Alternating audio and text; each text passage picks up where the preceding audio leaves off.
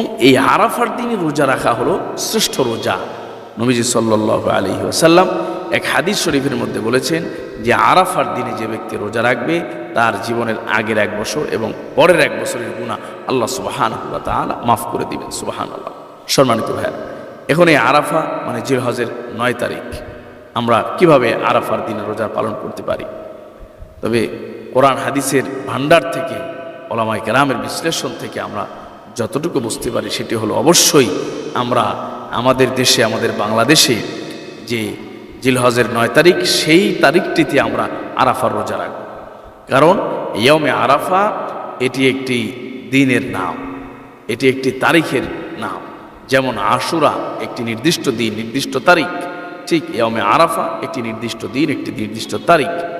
আশুরা বলতে যেমন আমরা মুহররমের 10 তারিখকে বুঝি, ঠিক তেমনিভাবে আরাফা, ইয়মে আরাফা বলতে আমরা এই জিলহজ মাসের 9 তারিখকে আমরা বুঝি। আসসালামু আলাইকুম ওয়া রাহমাতুল্লাহ।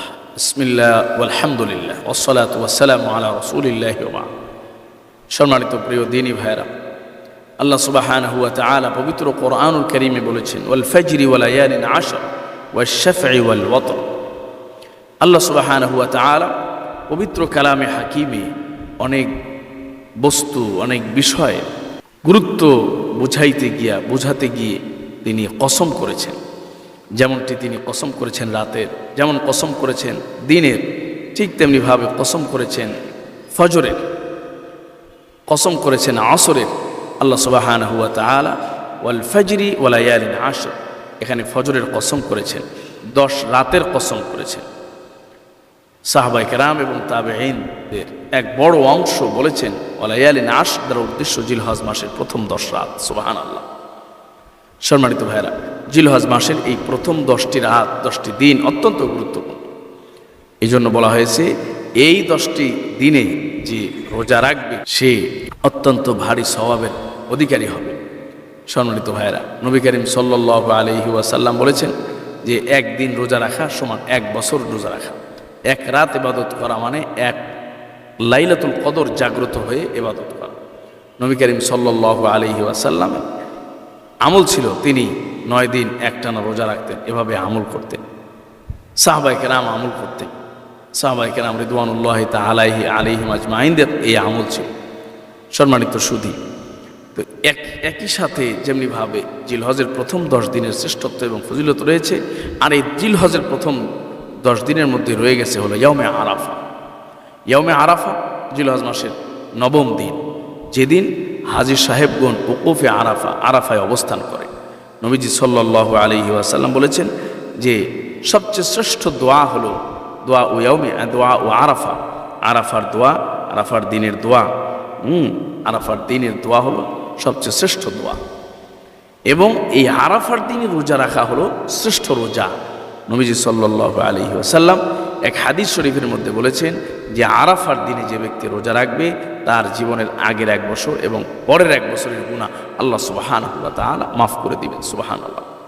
সম্মানিত ভাইরা, এখন এই আরাফা মানে জিলহজের 9 তারিখ আমরা কিভাবে আরাফার দিনে রোজা পালন করতে পারি? তবে কোরআন হাদিসের ভান্ডার থেকে, ওলামায়ে কেরামের বিশ্লেষণ থেকে আমরা যতটুকু বুঝতে পারি সেটি হলো অবশ্যই আমরা আমাদের দেশে, আমাদের বাংলাদেশে যে জিলহজের 9 তারিখ, সেই তারিখটিতে আমরা আরাফার রোজা রাখব। কারণ ইয়মে আরাফা এটি একটি দিনের নাম, এটি একটি তারিখের নাম। যেমন আশুরা একটি নির্দিষ্ট দিন, নির্দিষ্ট তারিখ, ঠিক ইয়মে আরাফা একটি নির্দিষ্ট দিন, একটি নির্দিষ্ট তারিখ। আশুরা বলতে যেমন আমরা মুহররমের 10 তারিখকে বুঝি, ঠিক তেমনিভাবে আরাফা, ইয়মে আরাফা বলতে আমরা এই জিলহজ মাসের 9 তারিখকে আমরা বুঝি। সম্মানিত ভাইয়েরা, এই জন্য আমরা আরাফার দিনের রোজা আমরা জিলহজ মাসের 9 তারিখে আমরা আমাদের বাংলাদেশি সময়, বাংলাদেশি ক্যালেন্ডার অনুযায়ী আমরা ইনশাআল্লাহ পালন করব। হ্যাঁ, তবে কেউ যদি এই কথা বলে বা এই নিয়ত করে যে যেহেতু আমাদের 1 দিন আগে হাজী সাহেবগণ ওকুফে আরাফা করবেন, আরাফায় অবস্থান করবেন, সেই সময়ও আমরা, সেই দিনও আমরা রোজা রাখবো, এবং পরের দিন আমাদের বাংলাদেশে 9 তারিখ হবে, সেই দিনও আমরা রোজা রাখবো, এতেও আমাদের কোনো সমস্যা নেই। বরং এটা অনেক সময় আরও ভালো হবে তাসাব্বুবিল হুজ্জাজ, হাজী সাহেবদের সাথে সাদৃশ্যতা অবলম্বন করা, যে হাজী সাহেবরা ওই দিন আসেন ওকুফে আরাফায়, তাদের এই কাজটাকে সম্মান জানিয়ে তাদের ওই দিনের মর্যাদা এবং সম্মানের খাতিরে রোজা রাখা, আবার পরের দিন আমাদের দেশের ইয়াউমে আরাফা হিসাবে সেদিন রোজা রাখা, এটি আমরা আমল করতে পারি, কোনো সমস্যা নেই। তবে আরাফার দিনের রোজা যদি আমরা রাখতে চাই তাহলে শুধুমাত্র ইয়াউমে আরাফা 9 জিলহজ আমাদের রোজা রাখতে হবে, সেটি বাংলাদেশি ক্যালেন্ডার হিসাবে, আমাদের দেশীয় হিসাবে। বিষয়টি আমাদের খেয়াল রাখতে হবে। আল্লাহ সুবহানাহু ওয়া তাআলা আমাদেরকে তৌফিক দান করুন, আমিন।